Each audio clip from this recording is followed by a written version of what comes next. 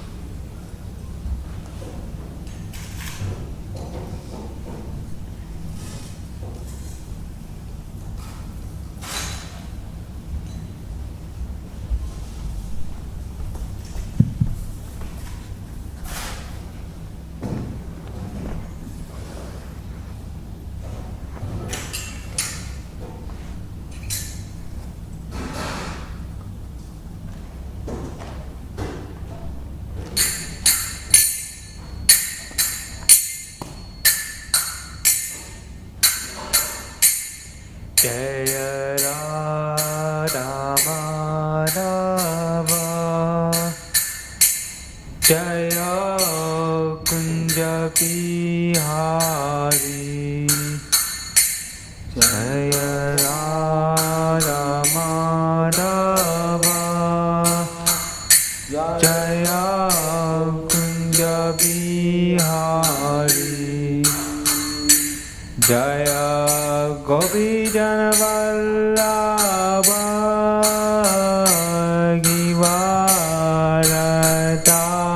Givaratari Jaya Gopi Jana Vallabha Givaratari Yashodanandana Vaja Janaranjana Yashodanandana Vaja Janaranjana Yamunatira Vanachari Yamunatira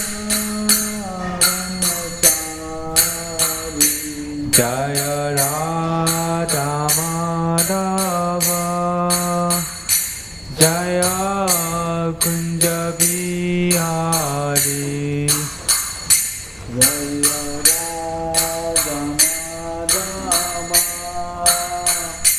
Jaya Kunja Bihari Jaya Gopi Jana Vallabha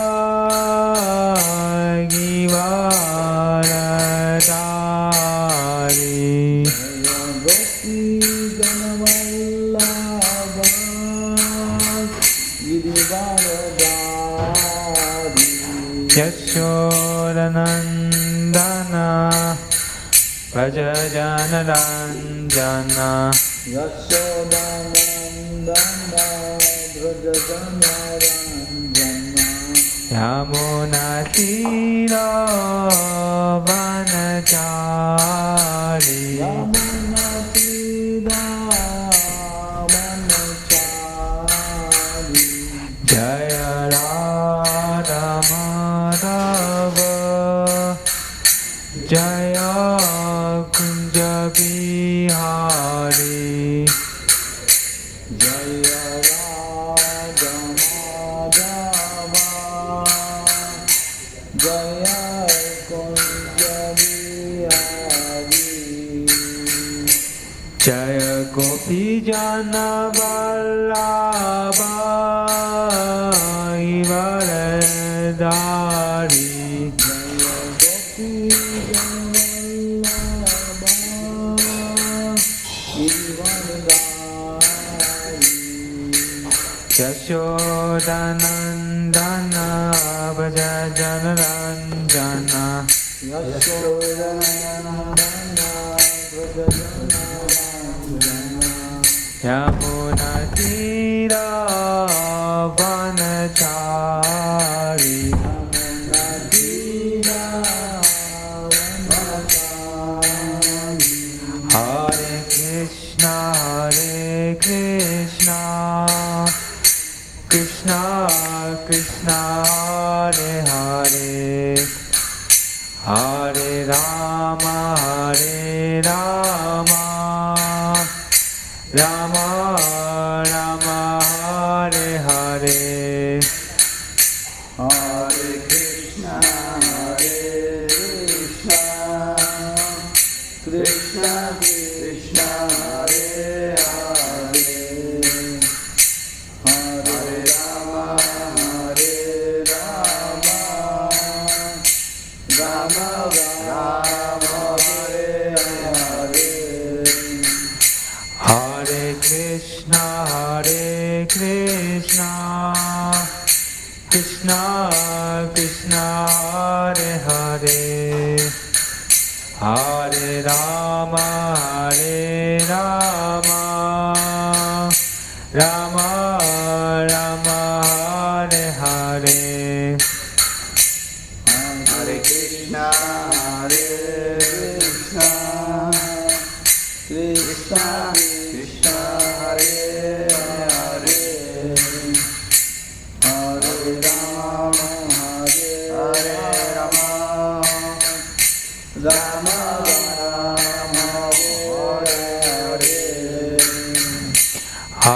Krishna, Krishna Krishna, Hare Hare, Hare Rama, Rama Rama,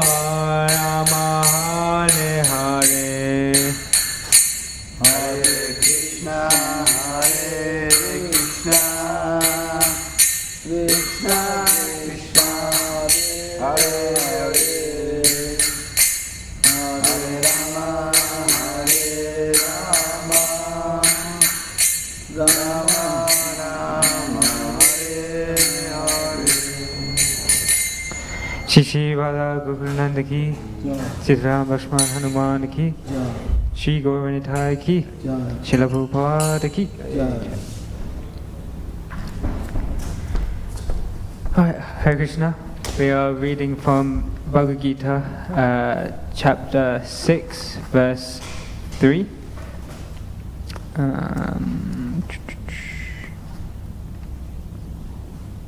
Okay. Adurikshod Munel Yogam Aduriksha Punam Yoga, Karma Karnam Uchayate Kama Kama Udasate, Yoga Rudhasya Tasyaiva Yoga Rudasa Tasyaiva, Sama Karnam Uchayate Sama Kama Uchayate, Urarakshod Munel Yogam Uraksha Mune Yoga, Karma Karnam Uchayate Kama Kama Uchayate, Yoga Rudhasya Tasyaiva Yoga Rudasa Tasyaiva, Sama Karnam Uchayate Sama Kama Uchayate, Aruraksho Munel Yogam Aduriksha Mune Yoga, Karma Karnam Uchayate Kama Kama Uchayate, Yoga Rudhasya Tasyaiva Yoga Rudasa Tasyaiva, Sama Karnam Uchayate Sama Kama Uchayate, Aruraksha Muna Yogam, Karma Karnam Uchayate,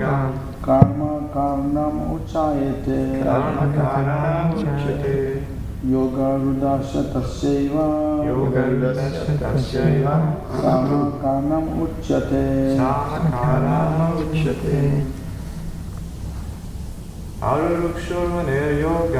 Aruraksho Munel Yogam Karma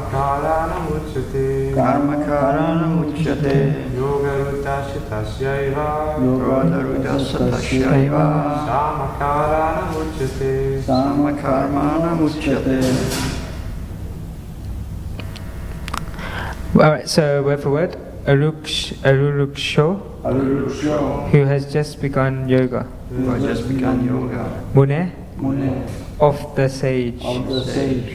Yogam, Yoga, the eightfold yoga system. the eightfold yoga system. Karma, Karma, work. work. Karnam, Karma, this means. this means. Uchyate Uchyate, is said to be Sati, yoga, yoga, eightfold yoga. eightfold yoga. Arudasya, Arudasya, of one who has attained. one who has attained. Tasya, Tasya, his. his. Ever, Eva, certainly. certainly. Sama, Sama, cessation of all material activities. cessation of material activities. Karnam, Karma, this means. means. Uchyate Uchyate, is said to be. is said to be. Translation and purport by His Divine Grace A.C. Bhaktivedanta Swami Srila Prabhupada Ki. Translation: for one who is a neophyte in the eightfold yoga system, work is said to be the means, and for one who is already elevated in yoga, cessation of all material activities is said to be the means. Purport: the process of linking oneself with the Supreme is called yoga. It may be compared to a ladder for attaining the topmost spiritual realization. This ladder begins from the lowest material condition of living entity and rises up to the perfect self-realization in pure spiritual life. According to various elevations, different parts of the ladder are known by different names, but all in all, the complete ladder is called yoga and may be divided into three parts, namely Jnana Yoga, Dhyana Yoga, Bhakti Yoga. The beginning of the ladder is called Yoga Lukshayu stage. The highest rung is called Yoga Ruda. Concerning the Eightfold Yoga system, attempts in the beginning to enter into meditation through regulative principles of life and practice of different sitting postures, which are more or less bodily exercises, are considered fruitive material activities. As such, activities lead to achieving the perfect mental equilibrium to control the senses. When one is accomplished in the practice of meditation, he ceases all disturbing mental activities. A Krishna conscious person, however, is situated from the beginning on the platform of meditation because he always thinks of Krishna, and being constantly engaged in the service of Krishna, he is considered to have ceased all material activities.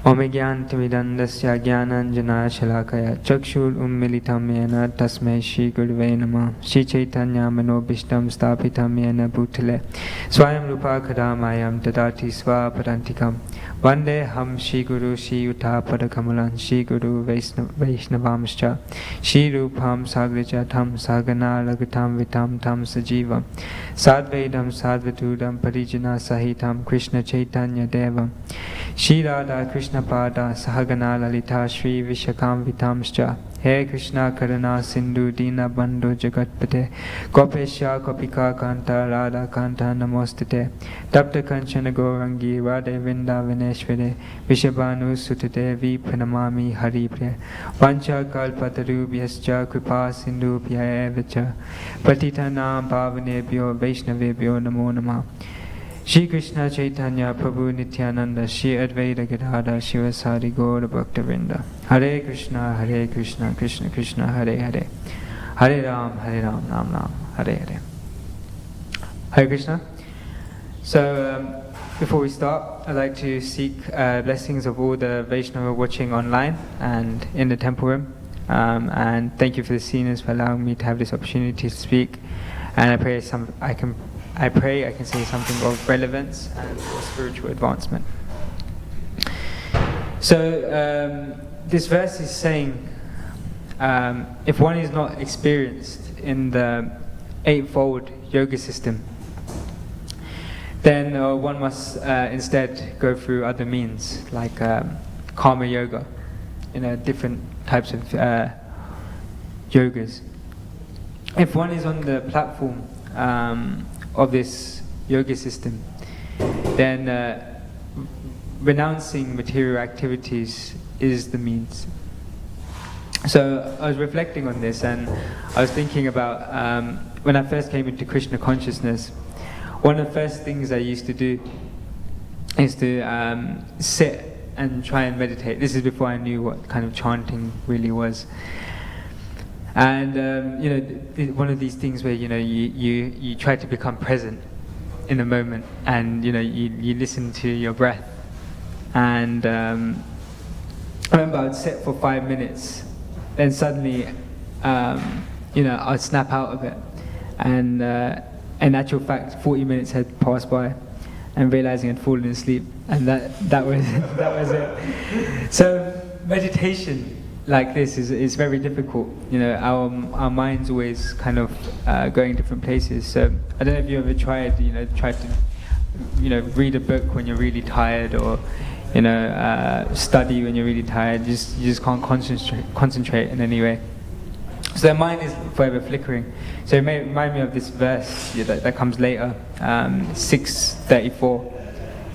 The translation actually says, "The mind is restless, turbulent, obstinate and very strong. O Krishna, and to subdue it, I think it is more difficult than controlling the wind." So yeah, like the mind is like this. It must become our best friend first, and then we can listen to it. But until then, it's very difficult. So we have to try and make our mind our best friend.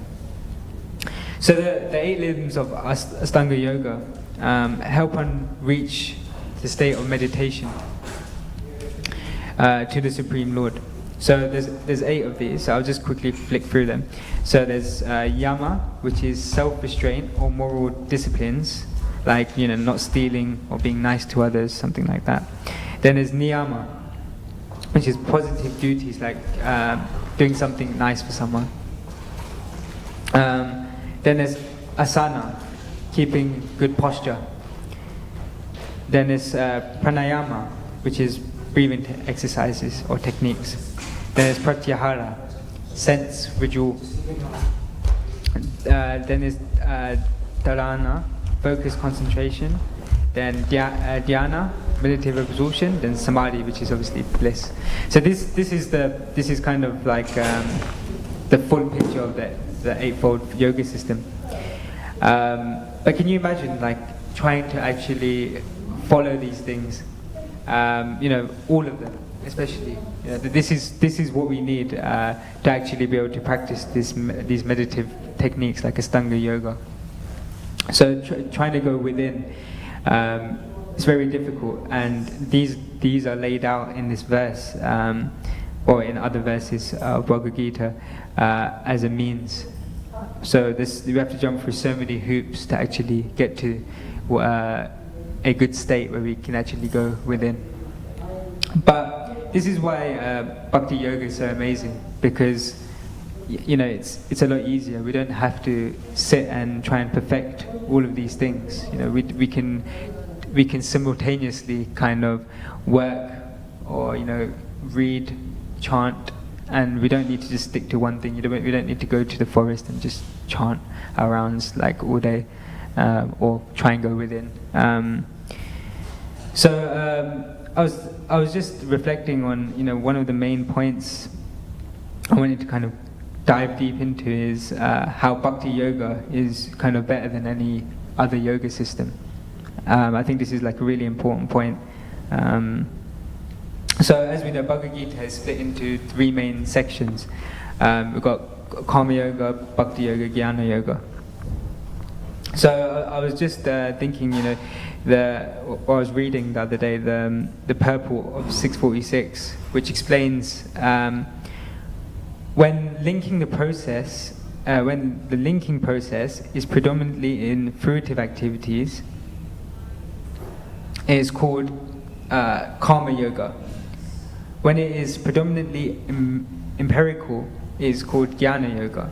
And when it is predominantly in a devotional relationships with Supreme Lord, is called Bhakti Yoga. So this is the kind of the basic layout of each yoga.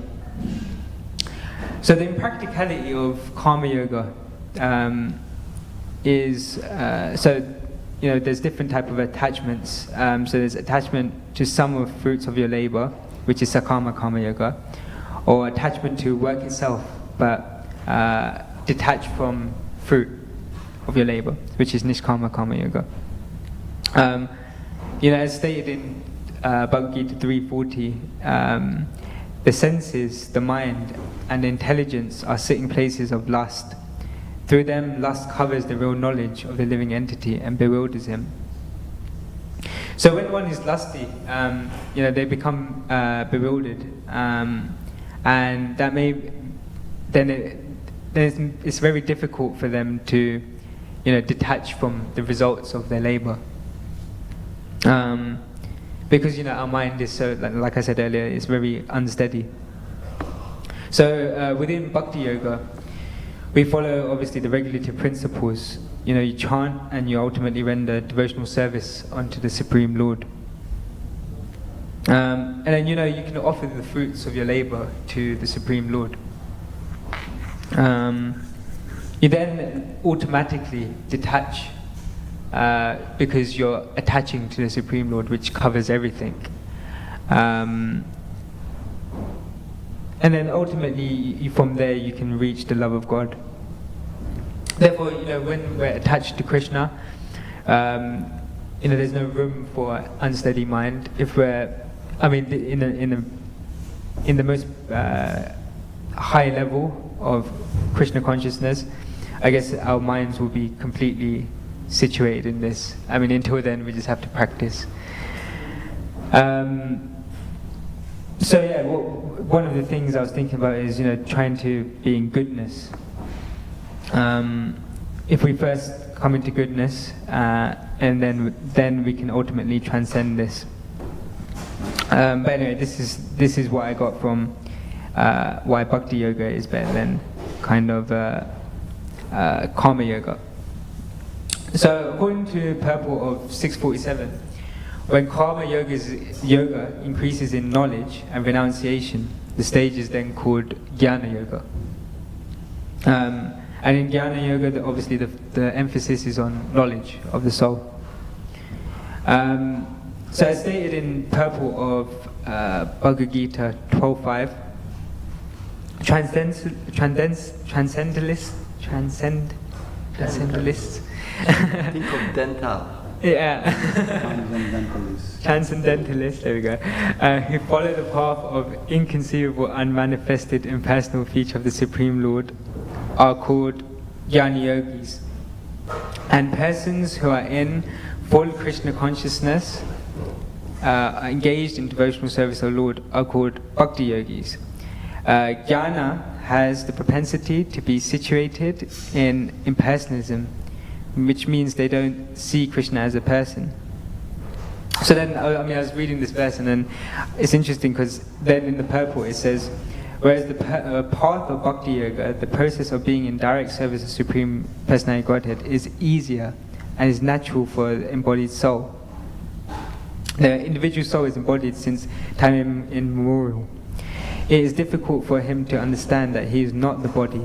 Therefore, the Bhakti Yoga accepts the deity of Krishna as worshipable because there is some bodily conception fixed in our mind, knowing one is the soul but not the body. And it's not easy, so it would be hard for one to practice jnana. In bhakti, there are physical representations of Krishna, which are personal.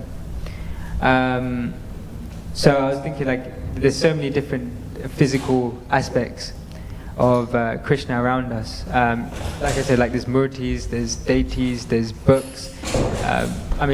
If you think about it, even when we're in the temple, when we see each other with shaven heads and cloth, in some way we can think of Krishna, because this is what a spiritualist looks like in Krishna consciousness. So we even wear tulsi beads. When we see tulsi beads, we remember Krishna.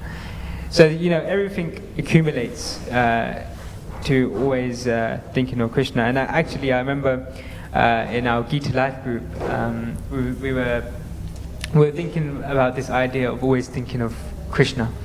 And one of the members of the group actually came up with a really nice idea of changing all of their passwords, their work password, to Krishna 108 or something. And I thought about it. It's actually a really good idea, because when I was working, I remember I would step away from my desk at least 5 to 10 times a day, and then I would have to point my password. So imagine you're typing Krishna 108 5 to 10 times a day. It's easy to crack. It's easy to crack. I think half of ISKCON at this moment in time probably has the password. If they crack, they will benefit. That's true. That's true. So let me get back to the point. So Bhakti Yoga contains everything which is in all the other yoga systems and more. So going back to purport of the verse 646, in the purport it says, when Karma Yoga increases in knowledge and renunciation, the stage is called Jnana, as we established already. When Jnana increases in meditation on the Supersoul by different physical processes, and the mind is on him, referring to Krishna, it is called Astanga Yoga. And when one surpasses Astanga Yoga and comes to the point of the Supreme Personality Godhead, Krishna, it's called Bhakti Yoga. So this is the layout. So this shows the hierarchy of the yoga ladder. So first we're detaching from the fruits in Karma Yoga. So this is kind of practical application. And along with Karma Yoga, if we have knowledge, then putting them together, it allows one to, I guess in Astanga Yoga, allows one to meditate within, with knowledge and with practicality, and they can then reach that level or reach the super soul within them. But then they still need to reach a certain level of Bhakti Yoga, because that then needs to be cultivated into love. But this process is really difficult. Like, why go through all of this when you can go straight to Bhakti Yoga, So you can practice Bhakti Yoga directly without having to practice any of the other yoga systems, I should say. So all one needs to do is surrender unto Krishna by following the process of chanting and devotional service. So, and within the purport of Bhagavad Gita 8:28, it says, when one searches for a devotee and fortunately gets a devotee's association, one actually begins to study and understand Bhagavad Gita. That's really interesting, because we're always encouraged, we are, especially in morning program, to read Bhagavatam together or CC together, and then we're even more encouraged to discuss. And we've had quite a few classes from Krishna Dharma Prabhu, who emphasizes this point a lot in his classes. And when we discuss, I think we then really start to understand this knowledge. I think one of the classes that they said 90% of learning or 80% of learning is when you teach. So if you can teach these subjects to someone else, then that's the ideal to understanding Krishna consciousness. So one must, the important part of this is one must meet a devotee. I think in any stage of life, one must always be an association of devotees. Or in the beginning, I think everyone must have met a devotee at some point to actually become a devotee. They don't just automatically understand Krishna consciousness. So we must remain with the devotees to flourish in Krishna consciousness. And when that seed of bhakti or Krishna consciousness is planted in us, we need devotees to kind of help it sprout. I thought of a nice analogy to kind of describe this comparison between Bhakti Yoga and the other yoga systems. So one can be described as, if one wants to reach a certain location, then they may take a bike or a car or a boat or a plane combined to get to that location. This is the representation of all the other yoga systems. We have to take all these type of transportation to get to that location. Or we can just go with Bhakti Yoga, which is take one direct plane to that one destination. It's that simple for in Bhakti Yoga. So to kind of wrap that part of it up is, none of the yoga systems are necessarily wrong. There's definitely good things about them that helps one to elevate to Bhakti Yoga. So either one may take, jnana, karma yoga paths, which may take longer, but they'll still end up at Bhakti Yoga.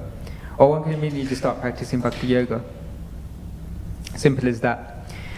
So the Bhagavad Gita gives us many processes and tools for one to elevate in spiritual life.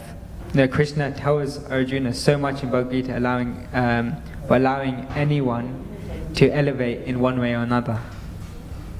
But ultimately, Bhakti Yoga is the highest. And if we love someone, we then want to serve them. And if you serve someone, you then you're able to build that relationship, so then you can love them. So in devotional service, it's the same for Krishna and his devotees. We must serve them and build that love. Or if we already have the love, then we automatically want to serve them.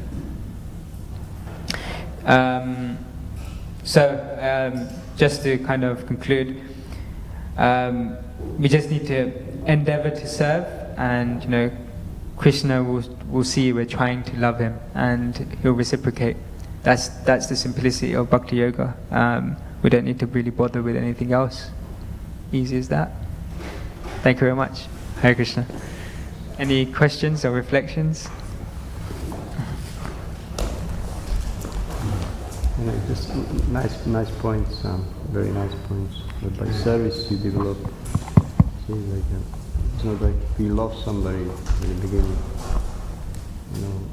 We don't love Krishna, it's obvious, But therefore, when you mentioned before about yoga ladder, you start on karma kanda. If you become spiritual, start karma kanda, jnana kanda. So jnana kanda is so important. I mean, jnana part for us, because intellectually you know that you should serve Krishna. And for this you need like start of piety to come to that understanding. You should. You don't have it all, but you should. And then, as you mentioned, devotional service, then you just kind of, even mechanically, you know this good, and that's a jnana really. So I was just wondering that before you come to Bhakti Yoga, obviously Bhakti Yoga doesn't mean sadhana bhakti, we call it, but sadhana is not yet Bhakti Yoga. As you mentioned that after Brahma Bhuta, this service starts. That means how much of this baggage we have to sort out, even as a practicing bhaktas. How much we have to sort out karma yoga and jnana yoga. It must be baggage there. We realize this after years of practice that it's not a result. There's no this attachment for Krishna yet. Of course, when you come to the understanding that you should really serve Krishna, and then you can't, it develops, as you said, by service develops. So we elaborate a little bit that how much we have to really sort this karma honestly. And then dhyana, and then, I don't think you got my point. No, I understand. I think that's very true. Like I think that we're always told to emphasize sadhana bhakti because we're not able to. We don't have love for Krishna. I think that's we must understand that. But there's almost like mechanical process, you can say. Mechanical process in Ashtanga yoga is also for us mechanically serve karma. No, definitely. I think also blind is kind of, it becomes blind if we don't, like we're looking for something but we don't know what we're looking for in some way. I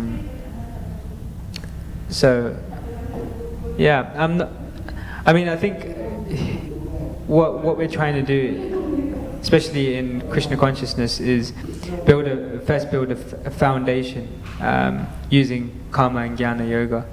But I think it's important for us to always try and emphasize what the highest is, because we always talk about what the ideal is, which is Bhakti Yoga. But if we don't keep mentioning it, then it starts to become lower in our priority list, and when we start to see, actually knowledge, we want some more knowledge, we want to work, and we forget that Krishna is the real goal. So I think just that reminder of, if every class was to just remind us that Bhakti Yoga is the highest, I think it would start to settle in a lot quicker. So it's definitely, what you say is a very valid point. Yeah, of course. For us, it's easy to understand once you come to this process within our walls. It's easy to understand that even if you don't have, imagine that big majority of people is even spiritual in different ashrams, different paths, So just kind of imagine to put yourself in that environment as a practicing devotee. Where they're going, so to bring them to that path, this path, it's just it's impossible. It's impossible, yeah. So in that sense, it's hard to even know how this would be difficult.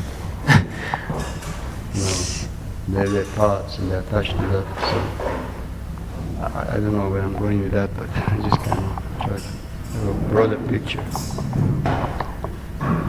how difficult it is to come to this process actually. Yeah, definitely. And I mean, I don't want to kind of go back on my words of class, but I think it's kind of nice that there is other processes out there for others to kind of start. It's better than nothing. It's better than nothing, because we try and tell someone like, oh yeah, you have to love Krishna. Who's Krishna? Like, why do we need to try and do this? Why do we need to do these? Why do we need to chant our rounds? Why do we need to read these books? Yeah, thank you very much, Prabhu. On this point of sort of the difficulties and the purification and all this that's involved, I was talking to Srinivas before class. It's an incredible discussion.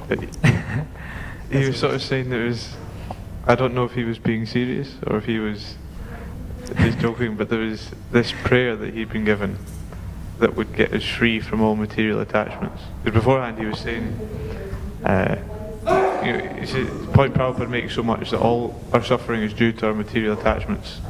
Really, like there's an analogy of the camel that eats the thorns and enjoys the blood mixed with the thorns. This is where his enjoyment comes from. He's saying this, is that he's got this prayer that will get us free from material attachments.